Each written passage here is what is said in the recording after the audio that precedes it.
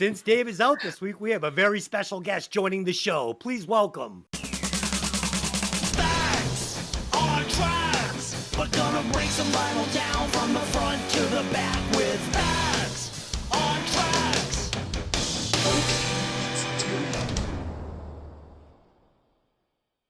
Welcome to Breaking Vinyl. I'm your host, Dez, a.k.a. Johnny Fever. And as always, I'm joined by my three co-hosts. First up, the podcaster coming through in high fidelity. Evil Ed. What's up? All right. Needed to break up what's about to happen. And since Dave is out this week, we have a very special guest joining the show. Please welcome Mark Wahlberg. Hey, it's Mark Wahlberg. How's it going? Great. Thanks for joining the show today, Mark. We really appreciate it. Hey, are you kidding me right now? To be on Boston's #1 music podcast, Breaking Vinyl? Oh, no. The honor is all mine. Well, that's very nice of you to say, Mark. We appreciate it. And the podcaster with a degree in rock and roll, Eganstein.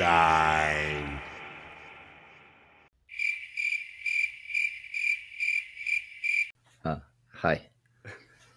Hey, is that guy all right? You need a cup of coffee or something? Because I'd be more than happy to go get you a cup of coffee if you're falling asleep over there, feet.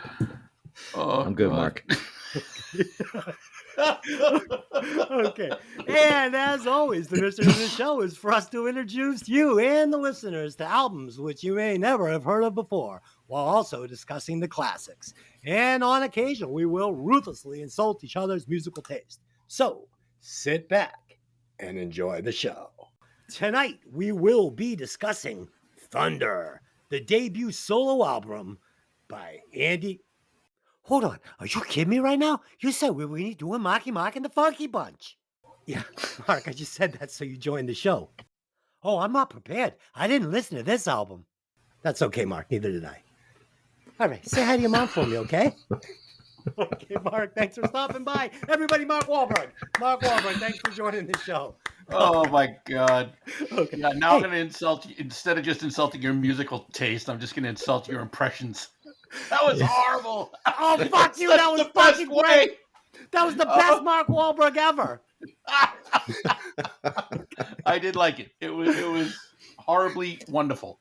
Yeah. Hey, is this guy going to be talking like that all night? Because if he is, I'm just never going to come back to the show again, all right? All right, Mark, please leave the studio. No fighting in the studio. Okay. Tonight, we will be discussing Thunder, the debut solo studio album by Andy Taylor. Produced by Andy Taylor and Steve Jones. Released June of 1987 by MCA Records. The album peaked at the number 61 spot on the Billboard 200. The band lineup was as follows. Andy Taylor, lead vocals and guitars. Steve Jones, guitars. Mickey Curry, drums. Patrick O'Hearn, bass. And Brett Tuggle on keyboards, and lots of them. Okay, let's do some band facts on this one. I've got a really, really deep fact on this one. Andy Taylor was the original guitar player from Duran Duran. That's what I got. That's what I got. way. And I do not care for the name Andy. So Andy Taylor might be a cool guy, but he does not have a cool name. Ed, what do you got for band facts on this one?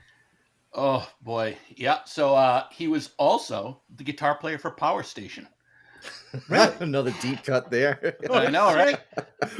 So deep this week. here's a deep cut. When he was young, I think around 16, I was reading.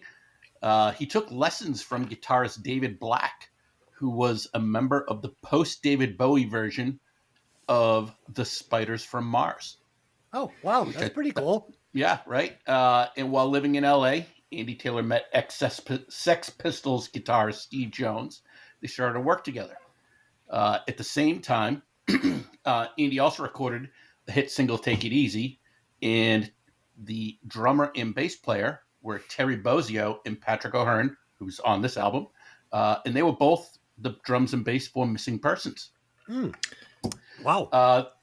that song was featured on the American Anthem soundtrack, which, if anyone has not seen that movie, I highly recommend it because what's her name? Fee? I can't remember her name. I think it's Janet Jones. Yeah, Janet Gretzky's Jones. wife. Yeah.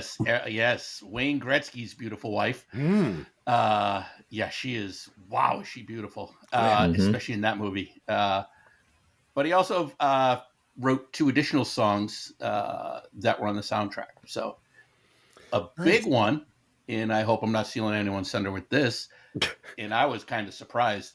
Taylor co-wrote and co-produced Rod Stewart's multi-platinum album, Out of Order. Wow. Along with Bernard Edwards and Tony Thompson of the band Chick. That's some pretty deep dive. I'm glad you showed up today. Oh, God. I don't think my facts are going to carry this show. Fee, what do you got on this one? Yeah, not too much, but to tag on to what Ed was saying, because I kind of went down that rabbit hole with the Rod Stewart thing too. He plays on that album where he does, the solos on some of the bigger hits from it, like Lost in You and Forever Young and stuff like that. Wow. Yeah. But he also played on Belinda Carlisle's first single released after the Go-Go's, Mad About You. He played on that song too. So what happened on this album? Dude, I don't know. But if you see like with the credits, not just the writing credits, but the playing credits, it's all Steve Jones guitar and Andy Taylor's guitar. So there's 2 guitars going on there, and we'll talk about that. So between the 2 of them, they couldn't bring one good guitar solo? Oh, stop. Man. There were 2, maybe 3 guitar solos that I was like, okay, that works. Yeah, I mean, Yeah, listen, yeah. none of it's trash, but I mean, all right, let me give you a good example. So like Jesse's Girl, Rick Springfield, right? Yeah. That is a fucking killer guitar solo. Yes, it is. Killer. Yep. There is nothing on this album that I couldn't pick up on my guitar right now and play note for note while I'm just watching TV. If I wanted to learn the guitar solo from Jesse's Girl, it'd probably take me a couple hours, and I still probably wouldn't play it clean without practicing it for a while. This is very underwhelming, guys. Very underwhelming. Very disappointing. Since you brought up that song, Yeah. that is actually the only guitar solo I ever learned is the solo from Jesse's Girl. Good Nice. for you. It's worth learning. Nice. Worth learning. It's a good guitar solo. Okay. So everybody, as you know, Dave is out today doing whatever Dave does when he's not on the show. Fucking traveling around with Andy Taylor. I don't know. But he'll be back next week, and he will be missed. So, all right. Let's do some quick opening thoughts on this one. So this was my first time listening to this album, and it was like eating a bowl of vanilla ice cream or a peanut butter and jelly sandwich with skim milk or one of those little Nilla cookies. You know, the little Nillas.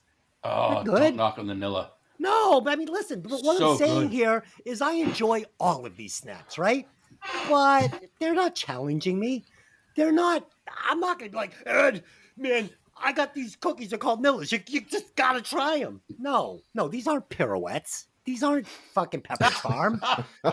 It's just okay. So this album is not bad. It's not. Andy Taylor, he can sing. These songs are fine. Chorus where it's supposed to be. Bridge where it's supposed to be. Verse where it's supposed to be. It's very predictable. It's overly simple, but it's not something that I would like call for you. Like, Fee, you've got to check out Thunder by Andy Taylor. Isn't it? No, it's just okay. Ed, what do you got? Yeah, so I've never heard the album before. In fact, I remember hearing the song Take It Easy that was on MTV and stuff back in the day, and I remember liking it. So, kind of like you does, I kind of went in kind of hoping for more. But also, like you said, they're not bad songs, but they're just, it's one of those, if it came on, I'm going to be like, cool. Yeah. It's kind of like a long road trip thing. Yep. Right. And in my notes, I said it's the kind of music you put on when you're cleaning your house, right? Like, you Yeah, just no, put that's it- a great description. like you But let hey, it you know play. what? As someone who has definitely never made it big, I would take that any day of the week over nothing. Sure. Yeah. No, it's fine. It's fine. Fee, what do you got on this one since you brought it to us and our lucky listeners this week? I'm with you guys, and I first started listening because, well, obviously Duran Duran, and then I heard Take It Easy, and I was like, yeah, when this came out, I'm like, yeah, I'll buy it, I'll check it out, why not? And I liked it. There were like 3 or 4 tracks that I was like, wow, these are really good, but like you guys, like I haven't listened to this album probably since the 90s, you know what I mean? And Right. and I remember liking it. Now that I'm on the show, I'm thinking of albums to like do and stuff like that. And Des, you're spot on. Like Vanilla Ice Cream, PB and J. Like most of the time, that'll do. It's okay, Like you never turn it down. Like if someone's like, "Hey man, you want a PB and J?" You're like, "Yeah, fuck it, why not? Let's do it." Sure, right? But you're never like, "Oh man, I gotta have Vanilla Ice Cream," Yes. No. So, or very rarely. So like you said, Ed, when this comes on the radio, I'm never going to change it. Never, Right. ever. Yeah. But no, it's not offensive. but I don't know, like it would take a lot for me to, and that's why I haven't listened in, decades. But I like it. I enjoy it. Yeah, it's the album that you're like, you're not going to seek it out, but if it came on shuffle, you're like, oh shit, I forgot about this. Right. Exactly. Right. Exactly. Yep. Yeah. Mhm. No, Marky Mark and the Fun Bunch was pretty good, right? Ah! The Fun Bunch. What's that? I think it's the Funky Bunch. The Buggy Bunch. The Fun Hey, Bunch. I'll do that Oh my album. god, I'll it's do a that Des album. moment.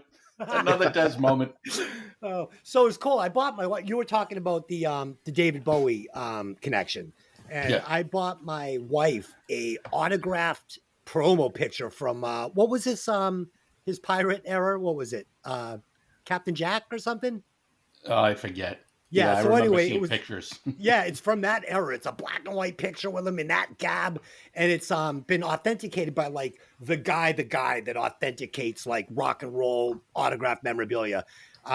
Paid $1,000 for it. It's fucking unbelievable. We had it fucking framed at this like super place with like this light that's connected to the frame that it's on her wall. She fucking loves it. She's the biggest Bowie fan, and it's a really, really neat piece of history and memorabilia signed by David Bowie. And as you know, he's not signing any more autographs. So there you go.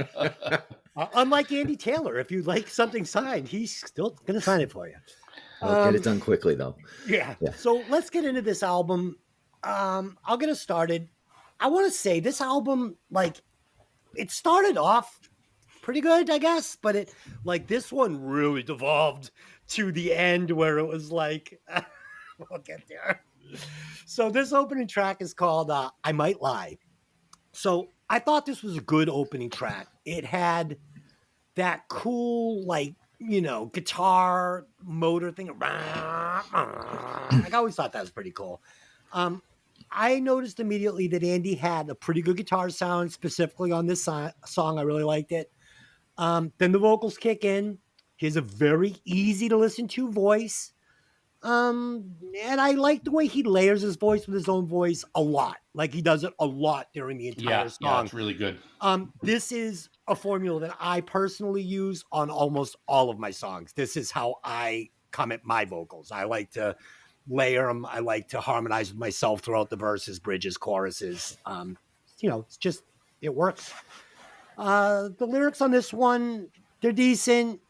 He gets lazy on this album with his lyrics, and he starts like hitting the same fucking topic over and over and over again on this album. But for the first song, I was fine. He's telling a story I can get behind. Solo was okay, but desperately missing a quick run. One of those hot licks, you hear it and you're like, whoa, how do you play that? Oh, that's a good lick. No, there's none of that on this album. When he runs out of licks, he goes to the whammy bar. And it's an obvious fucking crutch for him. It's just, he doesn't bring the fire. He doesn't bring the moments as a guitar player that you have to bring to an album like this when you are known as a lead guitar player doing a solo album. He doesn't have the bag, in my opinion. Ed, what do you got? Yeah, kind of. What's funny is I found myself more often going, holy shit, listen to that bass fill. Yes. Like, the bass player throughout this entire album nailed it. I mean, Agreed. he just, wow, some of the runs that he does, it's like, fuck, I need to steal that. Yeah.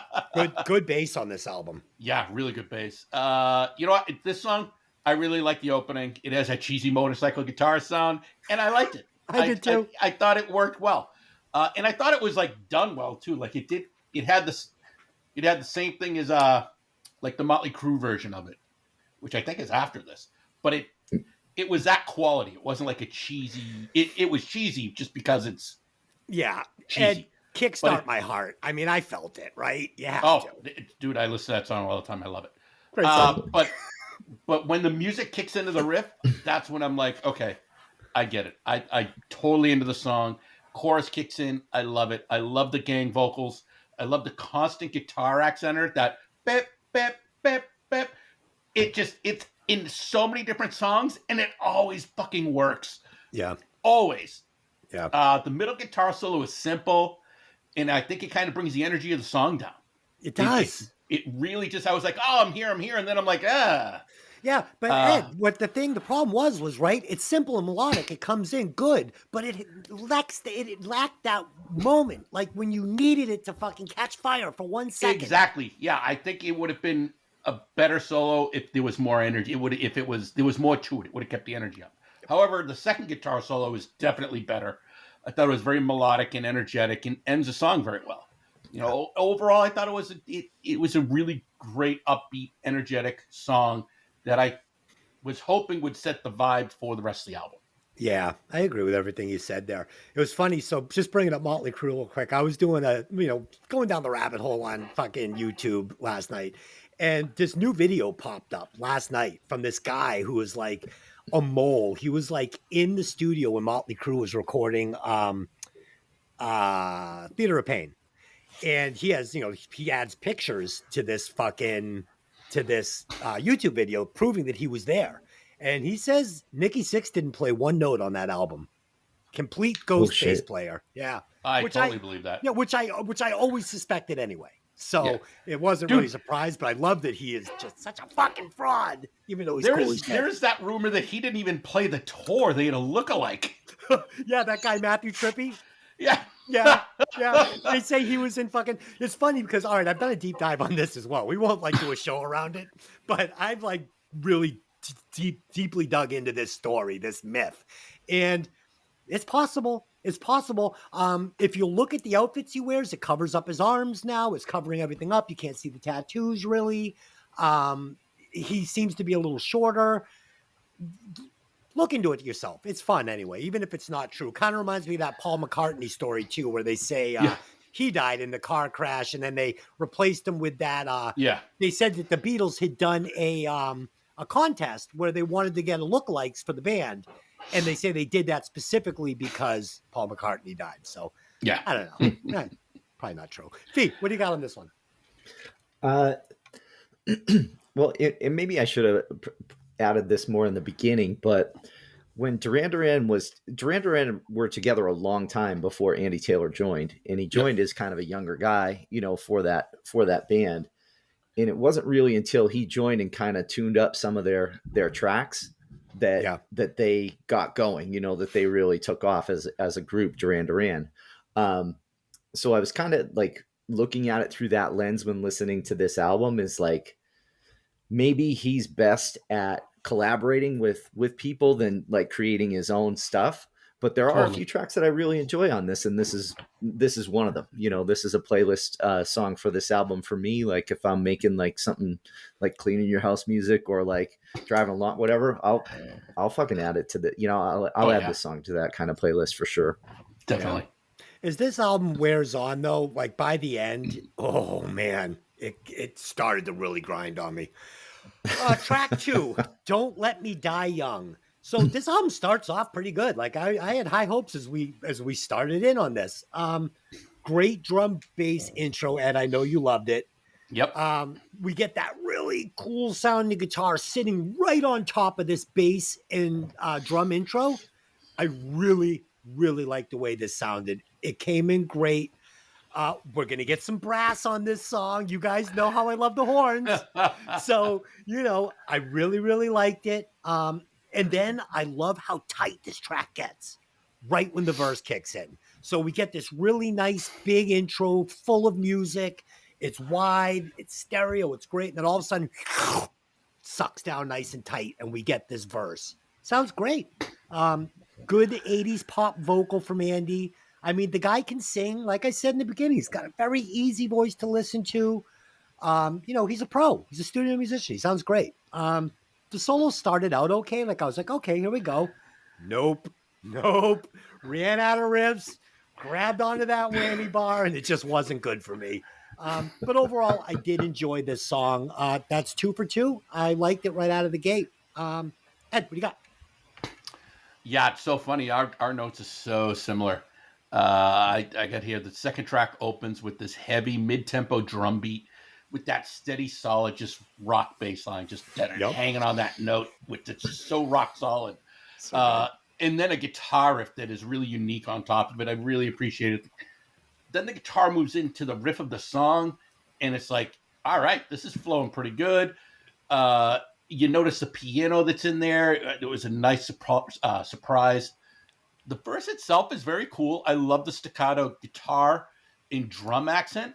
So it's like there's no rhythm. The bass is just holding everything down, and then the guitar and drums just do the little accent pieces. And I'm like, okay, this is different. I'm liking this. Great vocal harmonies.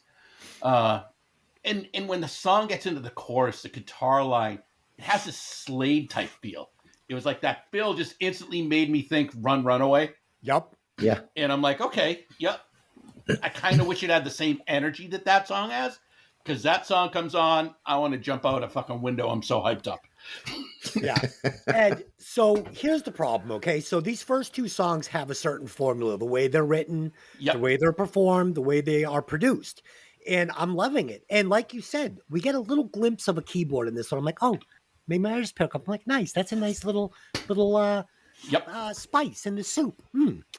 Tasty. Okay. But what happens is they bring a new chef in starting on track 3. And this chef really likes the spice of keyboards. Yeah. And go ahead. What do you think of this song? Yeah, I love this song. I figured you guys probably, like, if you heard any song on the album, this was the song you've heard. Yeah. And you probably had, but not like remembered it or something like that. Like this was kind of like Cry Little Sister for you. kind of. Yeah. Okay. Yeah, but I like this song. Like this is kind of reminding me of way, unfortunately, of the Dangerous Toys album we did a couple of weeks ago, where like the first 2 tracks, I'm like, yes, this is fucking awesome. Yeah. And then track 3 hits, and I'm like, oh shit. But yeah, I love this song. This is probably the best song. Well, I had a tough decision deciding on what was the best track for me on this album, but this is definitely in the mix for it. This is a good song playlist. No, it's funny. Fee, I listened to this album going to work this week, and I was kind of distracted because, believe it or not, I still don't have my fucking car back. I bought this fucking thing a month ago, and it's still at the dealer being fixed, right? But they gave me a brand new 2023 like super sport Kia with like this fucking like digital. I don't even care. I don't even call them anymore. I'm just like, I don't even care. I'll fucking literally have the plates transferred onto this Kia, change my phone number, and that's it. I just bought a $35,000 fucking car for fucking 14 grand. I don't know how that works. I probably can't get away with that. Yeah.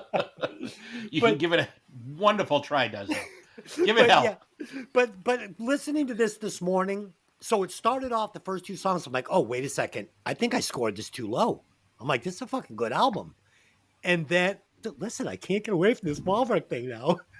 So then I was like, I went too low. And then the album dragged on. I was like, oh, wait, I went too high. Okay. So track 3, Life Goes On. So this is where the album starts to take a turn for me. And it's pretty early in this album to take a turn. Basic ballad, and I mean basic ballad. There was a synth in the intro. I don't know if you guys caught it. It was on the intro and the choruses. It was so tinny and so bad. It was hurting my ears to listen to. You talking about like that sitar almost sound? Oh my God, fucking dude! It was hurting my ears. I literally did not want to listen to the songs. It was so bad. The song is fine. Nothing stands out on it. The arrangement is so by the book, and that goes for every single song on this album. Like they took no chances. There was absolutely not one clever arrangement on this album. They were just like, this is how you write a fucking pop song. Just stick to the formula and let's just bang this thing out. I didn't care for this song. Ed, what'd you think? I had a completely different opinion on this. I love the opening to this. I think there is a beautiful soft bass line behind the guitar and keys that I really, really liked. Yeah. And I think the drum sound on this song is everything that I love about 80s music. It is huge. The quality of the recording of the drums. I listened to the song a couple times just to hear the drums because it was great. But you know what? The song, it made me feel good. It had that 80s optimism for some reason. Like, yeah, it sucks, but hey, it's going to go on and maybe it'll get better. I actually, I felt like I was at a high school dance afraid to ask a girl to fucking slow dance with me. The Right. song, I like the song. The guitar sound in solo I thought was good. Honestly, something about this song hit the right note for me, and it just gave me that flashback to being younger, and I liked it. Yeah. I agree with you. It's a very generic ballad, but actually, you know what? And there was parts in this that I really liked that I wasn't expecting, where everything accented at the same time for like 4 beats, where it's just like a ga ga ga ga. And it happened randomly throughout the song, not randomly, but in different places in the song. Oh, And I was like, okay, at least it's something. are you talking about during the solo where the drums and bass did that boom, boom, boom, boom, Yes, and then yeah. went up, boom, boom, boom, boom? Yeah, and they did it at the end too. That's how Yeah. they ended the song too. Yeah. It stood out because like it was like, again, putting too much cracked pepper like in fucking it was like, well, they're doing something. Yeah. This song actually has a real standout bass line too. If you listen to the bass line behind everything, it is really, really nice. Yeah, I just want to say that pretty much like every song, I'm not going to say it because I'll just say it over and over again. Every song has a great bass line and drum, track on it. They were really the standouts on this whole record. Yeah, Absolutely. the rhythm section's produced very well, and the guys are good players, so it just goes without saying. Fee, what do you got on this one? Isn't that kind of funny? Because for a band, for a band, I guess, but for an album that was really made, written, produced by 2 guitarists, that the rhythm section's just fucking humongous on this, Right? It doesn't make sense to me. And the guitar players are going, Eh. So Yeah, it is. Yeah, and it's funny because when you write a good song, if you don't have good roots with bass and drums, the song's gonna suck. And here you have this awesome soil and roots where you should have this amazing rose bush, and instead they planted daisies. Hey, no, not daisies. Yeah. You got a patch of dandelions. dandelions, come on, man. I Come on. wouldn't make it that bad, but Dude, by the end of this album, I would have thought that this was like the keyboard player from fucking Duran Duran solo album. You know what I mean? That's all right, funny. we ready to move on? yeah. Track 4, Yeah. Thunder. Yeah. This is the this Fee, is did what you I have would. more? Oh, Fee, did you have more? I'm good. No, I mean, I was really just going to comment on just the simplicity of it. Was kind of like it was just so easy to listen to, just like everything else on the album, just easy to listen to. Like there was nothing that made me cringe, but it was just okay. Like I would, oh man, now I'm kind of rethinking my score after hearing Ed. You pumped me up a little bit. Oh shit! yeah. Fuck you! Oh man, no. Let's not go that direction. Let's keep going down. Oh, stop it. Track 4, Thunder. So this is the title track off the album, and I was Thunder. I'm expecting, okay, here we go. We're going to get the track I've been waiting for. This is going to be the rocker, and he's going to bring it. That was my Dave impression. Yeah, this guitar sound was suspect, especially when you match it with a keyboard sound that sounds like it's straight off a fucking Debbie Gibson song. Come on, man. This is like all this is missing is Debbie Gibson. And we've got a Debbie Gibson song. It's fucking not good.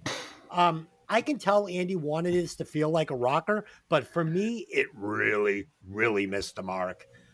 Again, overly simple guitar solo. That's like with most of the album. Everything works. The chorus feels like a hook, The problem is everything is just so simple and predictable, and nothing draws my attention or my interest or challenges me. It's just like, ugh.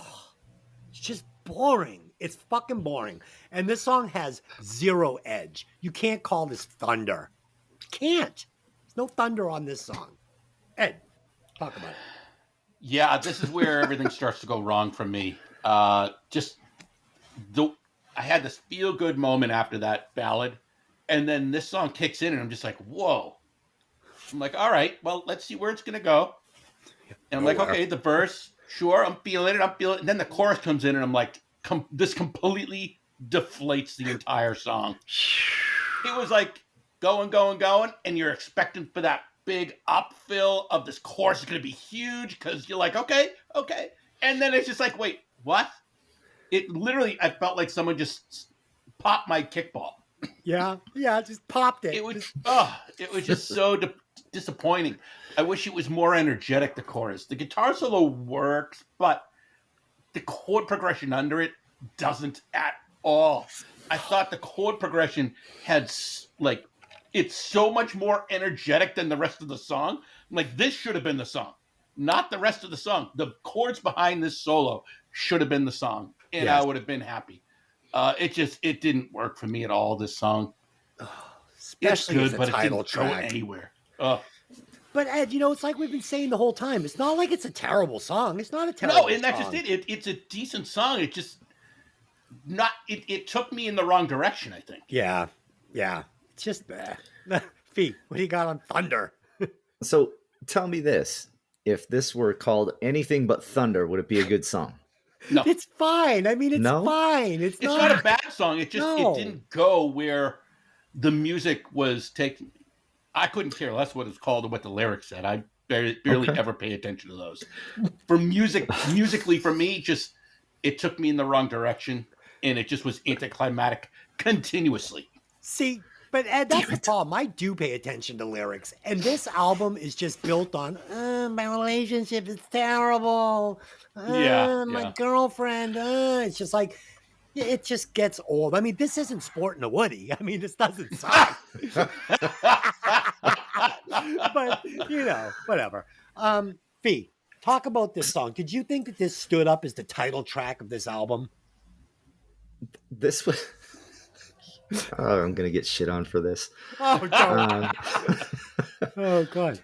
This was the first song on the album. I was like, I always remembered I Might Lie. I always remembered Don't Let Me Die Young. Like, those were ones that just stuck out. But this was the first one that when I was driving to work that I found myself singing along with it. I don't know. I love this fucking song. I can't. This is one of my two.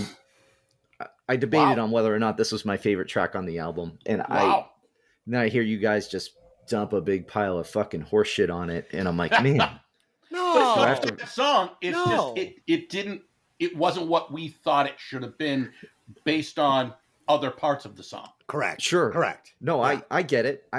And I even thought that myself, like coming in, I'm like, thunder, does this really bring the thunder? No. And I'm looking for like meaning in it and whatever. Like, is there some other like alternate meaning of thunder that nobody on the planet understands but Andy? But I don't know. So I was looking for it, but I really enjoyed this song. Like, this was definitely one that I turned it up a little bit on the way to work every day. So All right. Yeah. I mean, I know I didn't hit skip. no. I Right. just- Definitely not. Definitely not. Yeah, I didn't hit skip. I did hit skip a couple of times on this, but not on this.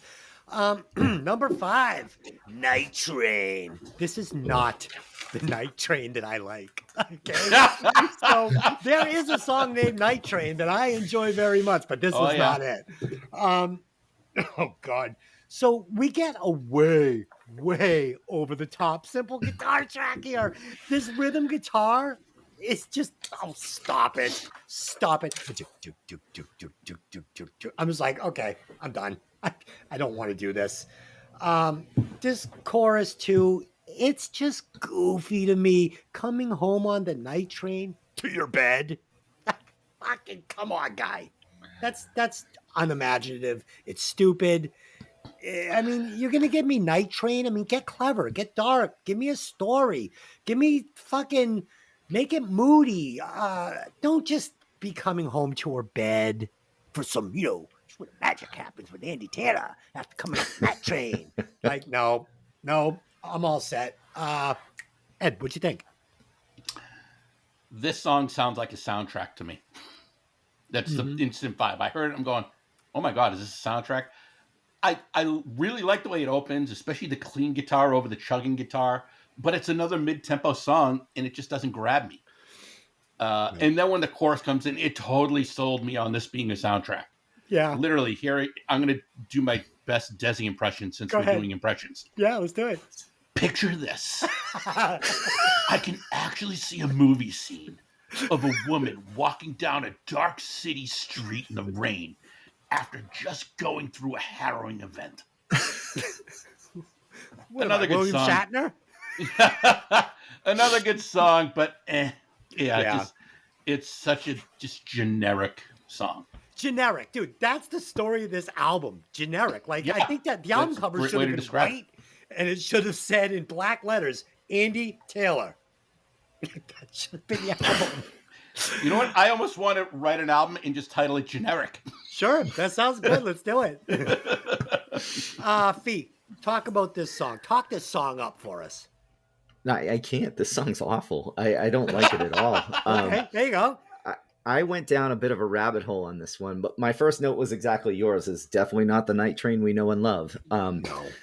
And I started thinking at this point, I'm like, because I had a lot of mixed emotions about this album all week. And like, remember the movie Rockstar? Yeah. Great flick. Now that we're, I went Marky down a Mark, Rockstar. weren't you in that song? No I more mean, Mark that's Wahlberg. in that movie? So Just go. So anyway, you know how when he comes into you guys fucking killing me. I love it. You know how when he goes in to try out for the band and there's another guy, I think it's the guy from Steel Panther or something in there, and he's just singing it, and like nobody's telling him he sucks, but they're basically like, get the fuck out. Like, I felt like people were afraid to tell him, like Andy Taylor, like stand up to him and be like, dude, this isn't good. You know what I mean? Like, like this isn't fun. Like, so I picture him like in there, like playing and being like, yeah, like this is fucking awesome. And everyone else is in the like Control in the sound room going, holy shit. fuck. Like, who's gonna tell him? And nobody did. And I was mad about that nobody did.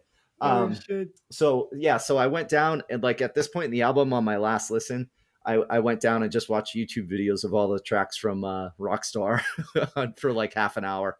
I was like, yes, this is awesome. We should do that album instead, because I don't know. I hope that album would be just a love fest 100 Watt album, because I love that fucking Rockstar album.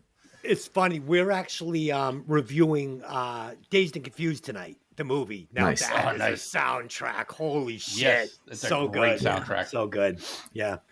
All right. So track 6, Tremblin'. By this time, I'm really wishing Andy would dial back these keyboards and dial the guitar back up. The album is taking a turn for me that I'm just not enjoying.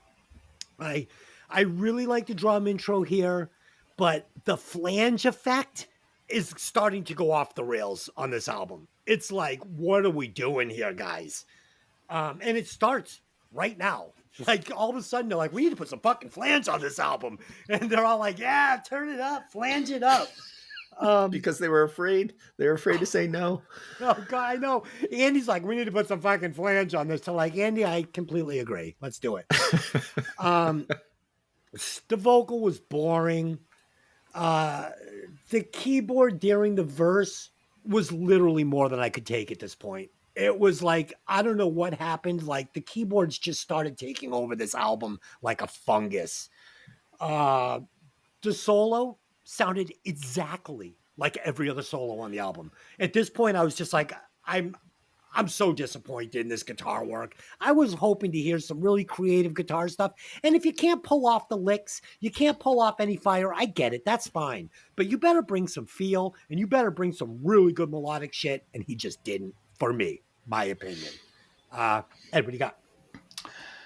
Yeah, it's a big pop opening with the heavy tom-filled drum beat and the keyboards carrying the rhythm. I mean, it was exactly what I thought it was going to be. And it's a similar vocal sound as the previous two songs, and I wish it wasn't. Yeah. I love vocal harmonies, but every single verse for the past several songs, he's got a harmony going through the verse on his vocal, and I'm like, no, too much is bad. Yeah. Yep. You need to space it properly. Yeah. Overall, it's a well-written song. It just falls flat for me. It just did nothing for me. Yeah. Like I said, Ed, they never broke the mold. For 1 second, they were like, this is the formula and we're sticking to it. Like, Well, they broke the mold on one song. yes, they did. And it's okay. Pete, go ahead. Talk about it. We'll get to that one. We will. My first note on this is everyone will hate this song. And it was just like, I kept thinking, I'm like, can we cut the keys out of this completely? And then I'd probably kind of like it, and that was really my only take on it. Was just okay. Like it wasn't, I didn't want to throw my radio out the window or anything. But without the keys, those keys were fucking terrible. It was way too much. So fun little story here. So the other day, my wife was working. She works, and I got home from work and a little early. So I'm upstairs in my room and I've got my VR helmet on. We all know what's going on. Use your imagination. And I have a condo. So in each building, there's 4 condos per side. So, 2 up top, 2 down bottom. And then on the backside, 2 up top, 2 down bottom. So I'm in there and my wife comes home, I guess. And she comes up, my door opens up and she goes, everybody in the whole fucking condo can hear that. Shut that shit down. And she shuts the door. Yeah, true story. Okay. Nothing like having porn cranked. I don't know. Just think it was that loud. She comes in, door opens up. I'm just wearing an Oculus. Oh my God! And she catches you mid-stroke. That's awesome. I told my boss that at work, and he was like, "You're so fucking weird." Okay. Track 7, bringing me down. Great bass on this track. Immediately, I like the sound of this track with the scaled back keyboards. But we get more relationship is broken lyrics. And I'm just so bored by this at this time. It's like, fucking Andy, dump the girl, get yourself a good relationship, write about something else, and come down to the coast. I don't know. I didn't like it. I'm unchallenged by this point. The album is just literally flatlined. No pun intended. It's just bringing me down, man. It's just bringing me down. Ed, what do you got on this one? Yeah, the song opens with that 80s slow rock sound. It's not a ballad, but a slow burn rock tune. Yeah. So I'm like, all right, let's see where this goes. I was excited for it. The verse is good, and then it goes into that huge gang vocal chorus, and I loved it. The problem is, it's a song that I probably shouldn't have loved so much.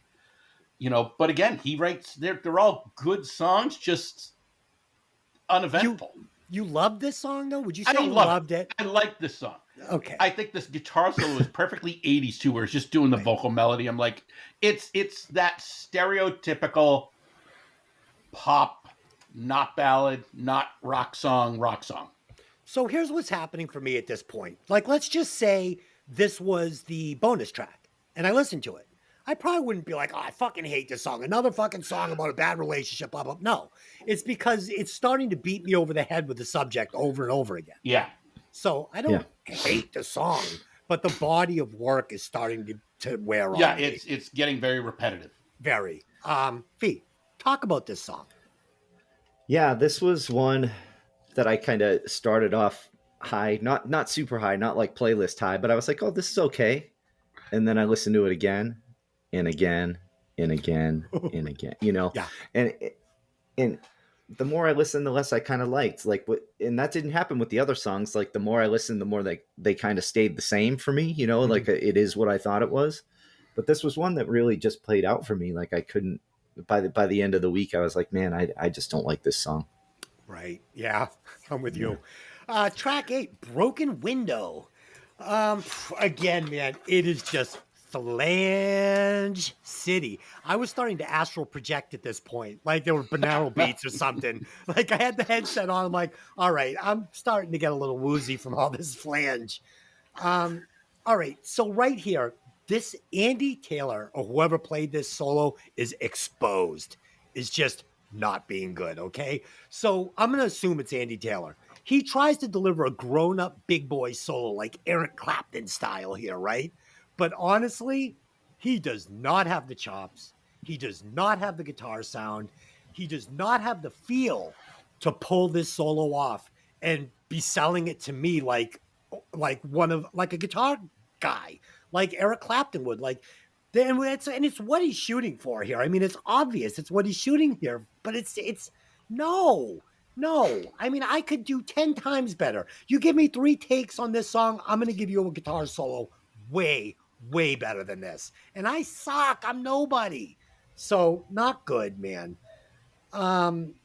Again, more broken heart lyrics. And this was the first time the drums started to just be like, what the fuck, man? This snare drum on this song, it is not working. It is the loudest thing on the entire tune. It is cutting through the entire song. It's taking over, and I don't like it, and I am done at this point. I'm done. I'm only listening to it now because I fucking have to. Ed, go ahead. Oh boy! All right. The opening is with the chill guitar solo. I think it's nice. The song is super poppy, but you know what? Honestly, I think this is the best his voice sounded. Like it, or at least since we just went through that whole trudge. You know, because like I liked his voice in the first couple songs, but then we just went through. Notes. He hit some high notes on this song. He went for some range. Yeah, he showed a little bit more range. Yes. That's probably a better way of saying it. Yeah. I'm feeling the song. It's got a good vibe, but nothing sticks out. It's just another. Yeah. It doesn't go anywhere. It's just uneventful friggin' song. What'd you think of that snare drum? Did I have that right, or did you enjoy it? You did. You nailed it. Yeah. Yeah. It just didn't work in this tune. But you know what? I kind of think it might have been on purpose. Oh, it had to have been on purpose. That was intentionally done. There's no way after you give me fucking 7 greatly produced drum tracks, all of a sudden they forgot how to mic up a snare drum. You know, they thought that was clever. Again, that might have been Andy Taylor being like, this is what I want here. And nobody had the balls to be like, Andy. Could be. You know? Yeah. No. Yeah. Fee, what do you got? I was torn on this. I kind of like this song. Like, I think it's okay. You know, I don't know, maybe kind of a movie soundtrack type thing. I don't, you know, like on some weird like late 80s rom-com or something like that. I don't know, but I was kind of torn on it. I'm like, man, Des is either going to really love this song or really fucking hate it. So I guess I was torn on it. And I'm actually, Ed, I'm so surprised that you like this album at all, honestly. Like, I don't know. Like, I love this type of music. We've talked a lot about music over the years, and I was like, Ed's probably gonna fucking hate this album, and this is gonna be like the lowest rated album we've ever done now again. I'm like, damn it, I'll be like 2 out of 3 shit albums on this show. But no, the song was okay. Did you guys notice any sort of weird guitar sound in the chorus on this? Like there was something was kind of choppy for me. I don't know. Maybe it was the Apple Music or something. I wasn't paying attention by this time. Only the first time I hate to say I was kind of probably zoned out and kind of just going through the motions at this point. Cool. Ed, I love this kind of music too, but like I would label this, I would put this in with a song like Jesse's Girl, but just it's not as good. Like I love. Oh, correct. Jesse's Yeah, Girl. no, it's definitely not that quality. I love it. So we went back to that restaurant again last night, the one I was telling you about.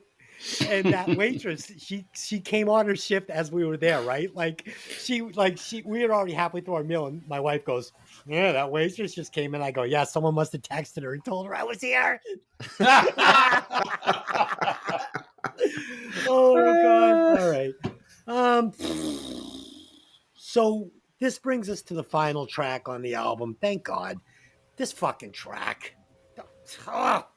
They broke the mold. So this is called French Guitar.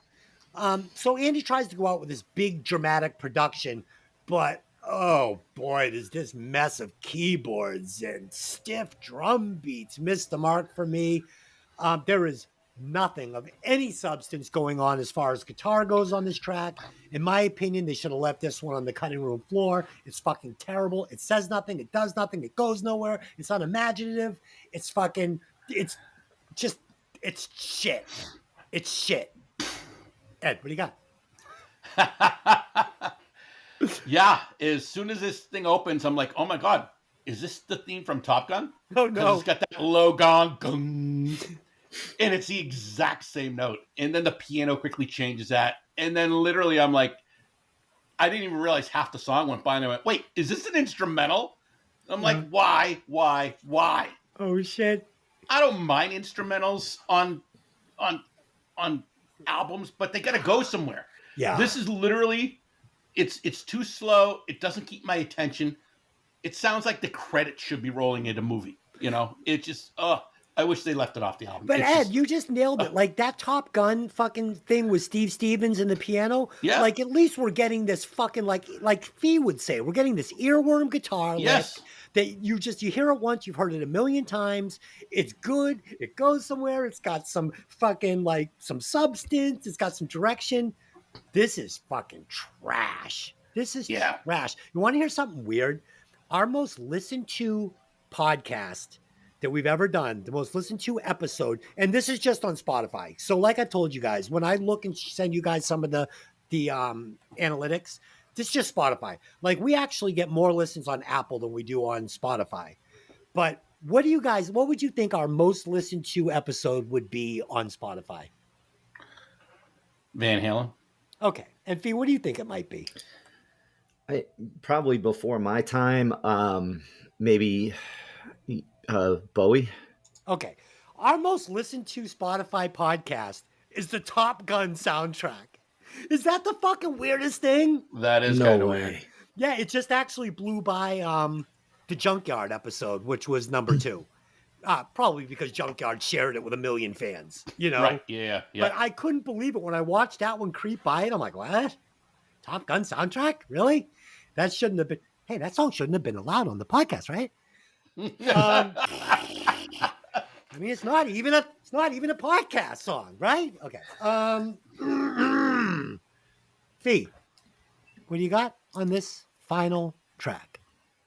I got nothing. This was Okay. terrible. Okay. I'll take that. Okay. And now it is time to unrelease The bonus track.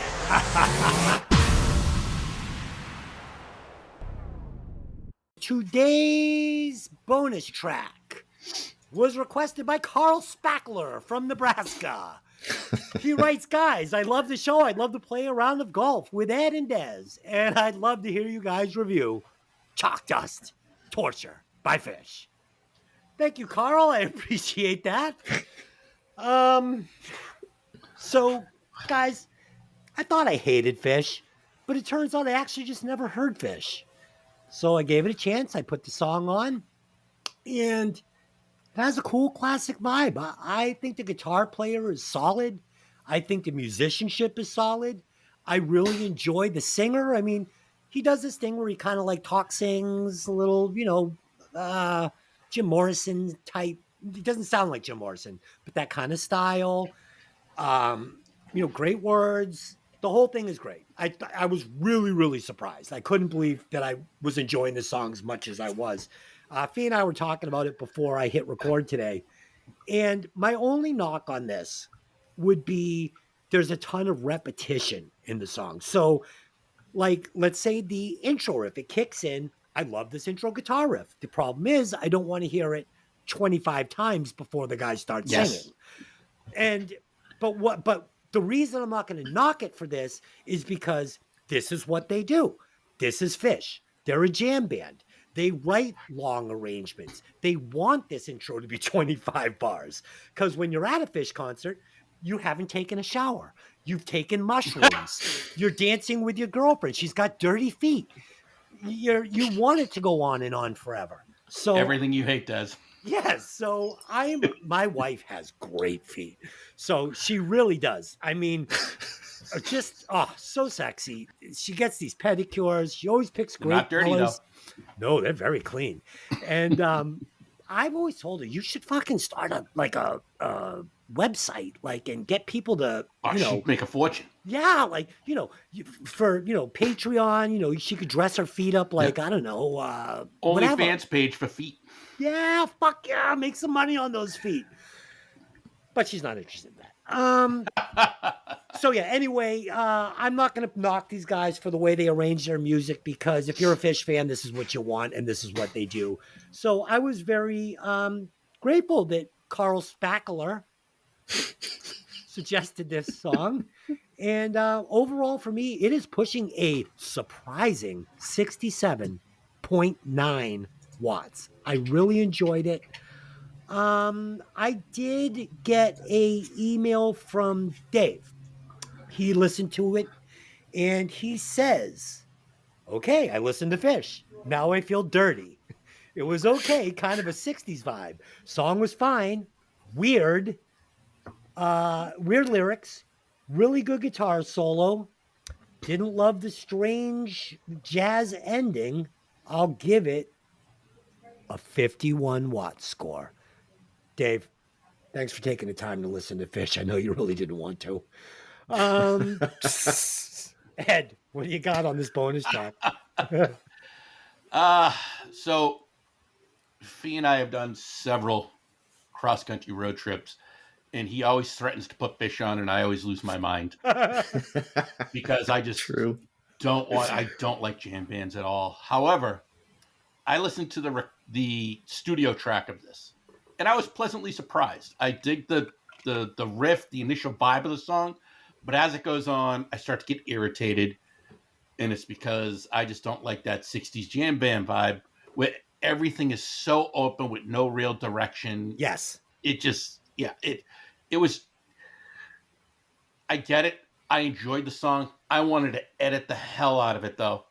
And that's really my only knock. To be fair, Phish fans, to be fair to Phish fans, I listened to a live version of the song rather, instead of the studio recording. And it's 7 minutes long, but I thought it was actually a better version of the song. Holy shit. Because it just wasn't as, I think there was just more added to it. Overall, the song was better than I expected. And the musicianship I thought was great. Am I going to become a Phish fan? No. Am I ever going to listen to Phish? Not unless I'm forced to. Not unless you're in the car with me. Yeah, in the car with you, exactly. But you know what? I did get this. I wish I could remember the name of the band. I just remember being a little kid and watching like the old MTV with the videos where you'd see Black Sabbath, you'd see Led Zeppelin, and it wasn't like a Metal Mania, because then all of a sudden it was like Humble Pie came on or something. Yeah. But there was this one video that had this dude playing a fucking old jug, that had the X's in the cartoons, like a moonshine jug. And that's the vibe I get when I heard this song. And I went, this is why I just can't like it. It brings me there, and I didn't like that. But you know what? The musicianship, like I said, the bass player, I just loved it. So I gave it a 68.8 because the musicianship is there. You heard it exactly the way I did. Ed, this album, or this song, I haven't heard the album, but this song, it's like if you took a Blues Traveler song, right? Like one of their songs, it's like a big hit, but you dragged it out 7 minutes. It couldn't be a hit. Or even if you dragged it out like this studio track, it couldn't be a hit. But I feel like you could produce this track down to 3.5 minutes. And it'd be a great song. Yeah, it could be a hit. It'd be a Blues Traveler song. It would be a Blues You Traveler nailed song. it. Blues Traveler is like a non-jam band version of Fish. Yes. Even though Blues Traveler is probably a jam band. Yes, and I appreciate Blues Traveler, and I bet you could hear some of those Blues Travelers hits live, and they probably go on for 7 minutes. I don't know.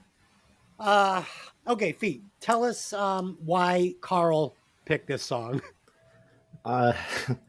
Carl told me that he loves live Fish as well as I do, and Fish is a live band. You know that's what they were intended to be. And I don't know if you guys know this or not, but if you go to like Fish will play a run of like 5 nights in a row in Madison Square Garden, they won't repeat a single song on the 5 nights. Wow, That's how impressive. they do it. That's yeah, impressive. you know. So they do that, and Well, people hold follow on. them. I need to interject. Yeah. I shouldn't say that's impressive because when you're doing 30-minute songs, you're literally playing 4 songs at the most. So yeah, it's easy to not repeat a song. Sorry. Yeah. Oh shit.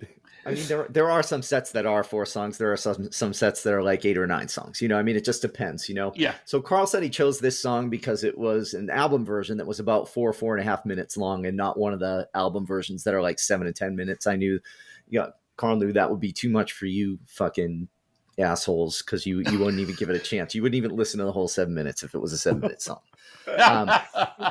That said, I'm perfectly happy that you guys kind of rated it where you did, because I really thought like it would be like in the like teens and 20s, you know. Oh yeah. But these guys can fucking play. When they play this song live, the place is bumping. I mean, it's going strong. People are going absolutely bananas for this song. And for that reason, I gave it an 85. Oh. I like this song a lot. Oh, A I want lot. to change my score now. No, This you is- don't. This is going to put this way too high. Way too high. It's going to put this above songs that I love. Ed, will you please calculate? I'm sorry. Yes, calculate the scores and tell us where it would land on the Breaking Vinyl Wall of Fame. All right. So Chalk Dust Torture from Fish is pushing a whopping 68.18 watts. It's right where it belongs. Yeah. Look, you and I nailed it. Yeah. 68 watt song.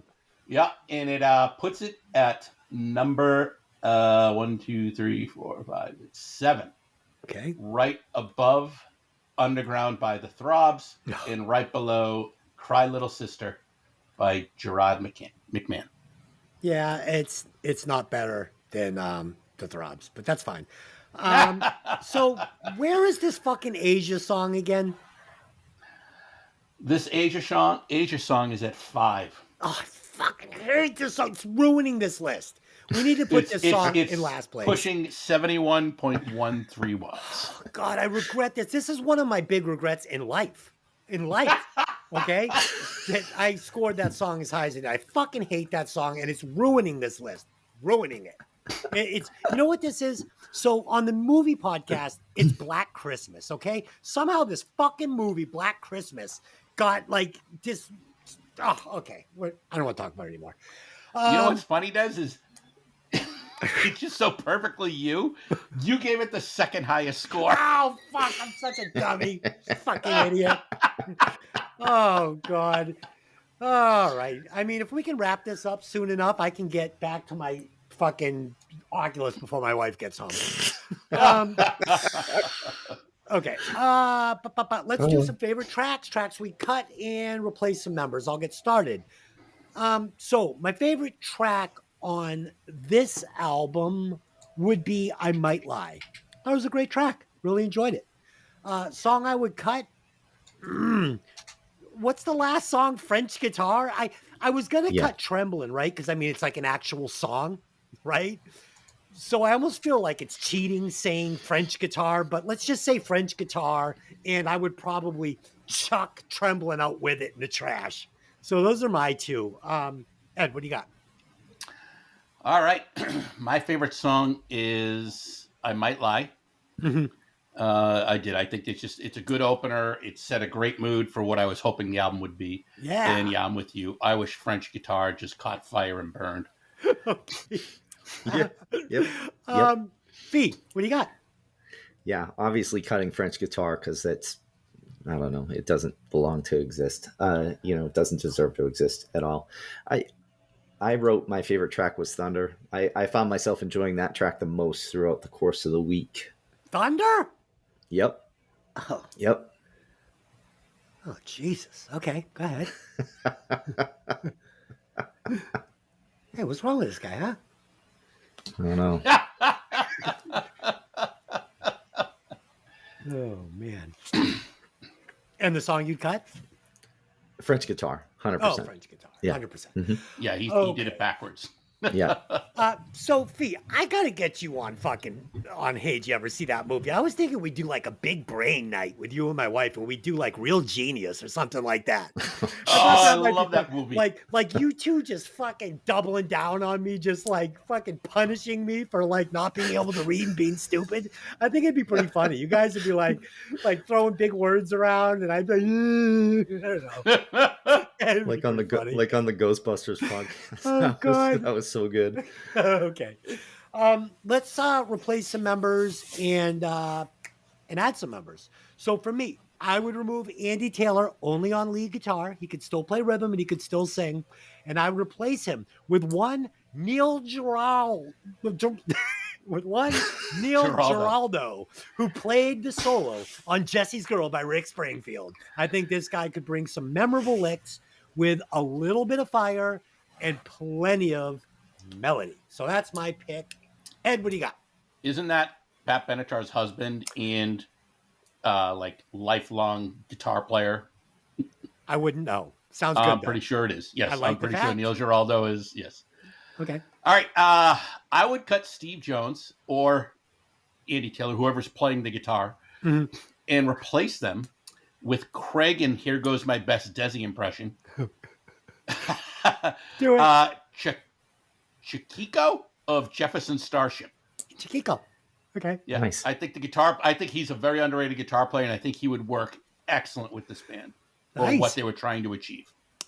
Sophie, tell me this. So you did listen to the Ghostbusters podcast. What did you think of my Rick Moranis impression in Disaster Piece Theater when I break down the floor and all that? That's pretty good, right? Oh, that stuff's hilarious, but I think your inability to read was even funnier. Oh shit, dude! At one point, I'm literally just pounding my fists on my desk, going, "Why?" And feet. So you missed it the week before when I read it. Right? I was having trouble knowing where to start and stop. So I'm like, I say to Delyn, I go, they should put like a little a little arrow or something where you're supposed to pause. And she goes, no. "That's what the little fucking dot is for." I'm like, "Oh, I always wonder what that's for." She goes, "You're fucking kidding me right now, right?" She goes, "You know what a fucking period is?" So I started using the little dot, and it made it a lot easier to read. As a special education teacher, I was taking notes, going, "All right, I got to talk to Des about some of this." Okay. Oh my God. I think there was some discussion of like commas and stuff. I don't know. Yeah. Okay. Jesus. Yep. Okay. Oh, good stuff. Let's do some final thoughts and some album scores. Hold on. Hold on. Oh, okay. Hold on. Fee didn't go. Oh, Yeah. you didn't go? No. Oh, I'm sorry. No, I'm it's all bulldozing. Self-absorbed Des. Yeah, dude, I was just gonna say I'm bulldozing the show like always. I bulldoze my way through life. I'm So focused on reading the script that so focused on myself. Being successful at reading the script. script, right? So fucking focused on myself like always. Yeah. Oh man, too What a funny. fucking cunt.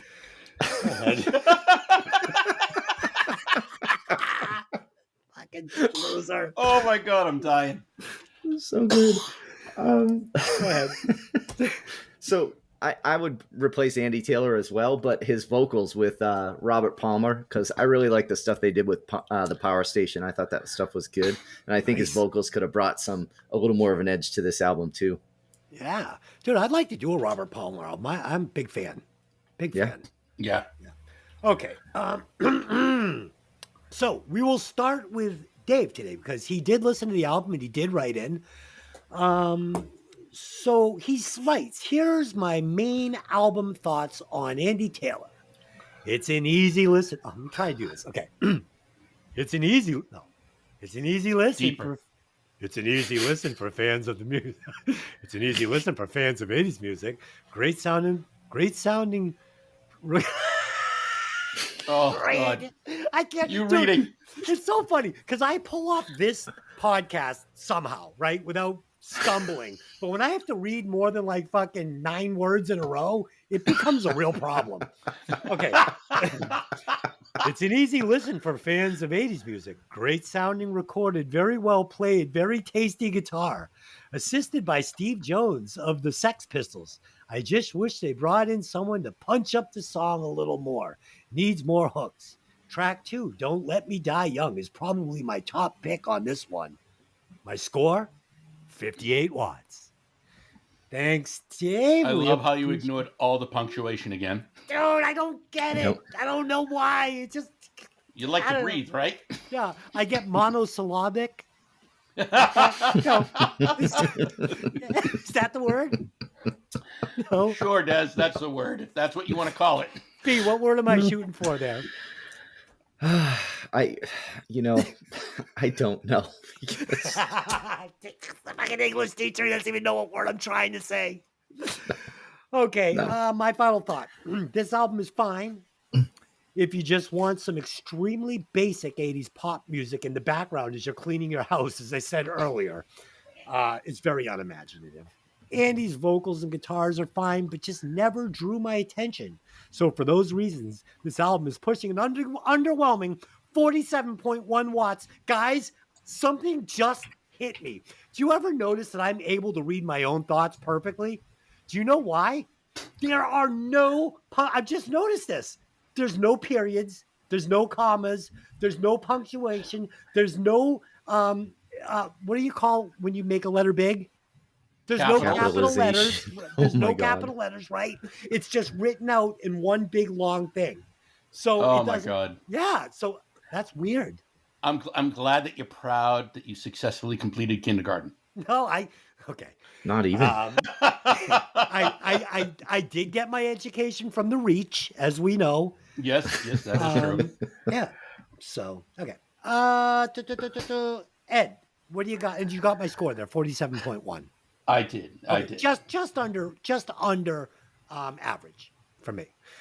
Okay. Give us your final thoughts of your score. Overall, I like the album. There's so many albums of this style, full of good songs that don't disappoint. The problem is there isn't a great song on the album, and because of that, the albums like this get lost in the shuffle. Big time. Will I listen to this again? Definitely. Will I do it purposefully? No, but I know it's going to come across my shuffle at some point, and I'm going to be like, oh yeah, I forgot. Yeah, this is a pretty decent song. This is a pretty decent album, but nothing that blew my mind. Yeah. But I also like this stuff a lot. I like a lot of the formulaic pop, but I also like the complex stuff. So it didn't disappoint me. It didn't wow me. I gave this 62.7 watts. That's fair. Dude, I would literally pick like a Debbie Gibson album to listen to over this, because at least there's a couple of hits, Treasure alone. I get lost in your eyes. Okay, let's not expose ourselves anymore. I think we want to keep That our was a full listenership trench coat growing. open right there. Little Brokeback Mountain moment. Standing in my bedroom window with the fucking curtains open, wearing just an Oculus. Yep. Yeah. The problem is it's going to be a picture of me in the Oculus. Oh, shit. No, it's not good. It's not good. So good. Okay, Fee, talk to me on this one. I'm really surprised by this. This album, it is what I thought it was. There are like 3 or 4 songs that I really kind of liked, and then the rest were just like, not great. So I couldn't go super high on it personally. But I will say this, after kind of reading up on Andy a little bit, I do have a newfound respect for him.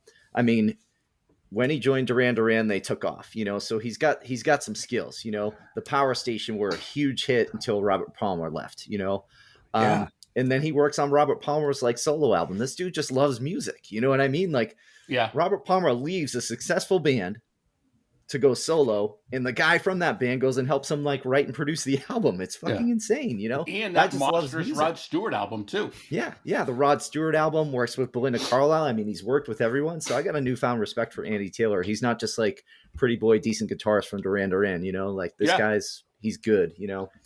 But overall, the album was just kind of average, like underwhelming, you know. Nothing like super super high, but nothing like super super low, except for that French guitar crap. So, in short, I would give this album a 61. Good for you, Fee.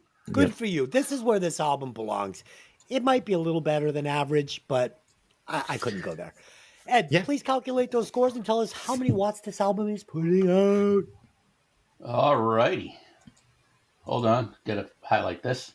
Okay. All right. Andy Taylor's Thunder album is pushing 57.2 watts. Okay. That's fine. That's perfect. It's right where it belongs. And will you tell us where that lands it on the Breaking Vinyl charts? That lands at number 21, just above Jane's Addiction, Nothing Shocking, and just below Top Gun soundtrack. Holy shit. No, this is not better than either of those albums. It's just not. It's just not. I mean, we get some hits on the Top Gun album, and the Jane's Addiction album is, as we know, way underscored. That's because he wasn't on that episode. He would have given it 100. Okay. No. So, guys, last week, and this is to the listeners when I say guys. So last week we picked up 3 new countries. We are now heard in 20 countries. So I would like to thank our new listeners and welcome you to the show. Welcome you to the Breaking Vinyl family. Sweden, Brazil, and my favorite, Madagascar. I didn't even know that was a real place. I thought that was like in Disney movies and shit. That's so cool. Oh my God. Yeah, welcome to the podcast, guys. Everybody. Welcome to the Reach Education. Yes. So listen, everybody, the podcast, grassroots, it is growing like fucking a fungus on Stephen King's face in a episode in that movie. What's it called? Creep Show, where he's touching himself and he's like getting moss all over him. Okay. Yeah. So this is what I ask. Everybody, tell a friend, tell a friend, tell a friend, tell a friend. If you're listening to the podcast, and I know you are because I see the analytics, please subscribe to the show. It takes 2 seconds. Even if you shut off the notification, right? If you don't want to get the notification every week when I drop a pod, I get it. But subscribe to the show if you're fucking listening to it. Okay. So guys, I have next week's pick, and I am going to reward the listeners for having to deal with this album. It was boring. I know you didn't want this podcast. I know it's going to not get a ton of listens because why would you listen to it? You don't know this album. So I'm going to bring the first album that might bring a 100-watt score. Are you ready? Next week, we will be listening to and reviewing AC/DC's Back in Black. Oh. Yeah. You are not disappointing on that one. Oh, no. You're right. That might be the first 100-watt album. It's going to be damn close. You know what? I actually have an 100-watt album that I'm still saving. So it may be 99.999. But we'll see. Well, we all know what that 100-watt album is. So yeah, it's Appetite for Destruction. But yes, I'm waiting till this fucking podcast is razor sharp. Teeth are cut to the bone before I bring that one out. No one will listen to it because we're all going to love it. Okay. Okay. All right, guys. So that's it. Tonight we are going to be breaking down Dazed and Confused on Hey, did you ever see that movie? If you like to hear me struggle reading, it's really something to behold. We'll be doing that. And yeah, that's it. So guys, thanks for joining me. Like always, special thanks to Mark Wahlberg for stopping by the studio. I might edit out you guys giving it away that it was me. I think I could pull it off. It's really here. No, definitely not. Okay. All right. So that's it. Until next time, take those records out of the sleeve and let the music breathe. See you later, guys. Bye-bye. Later. Great episode.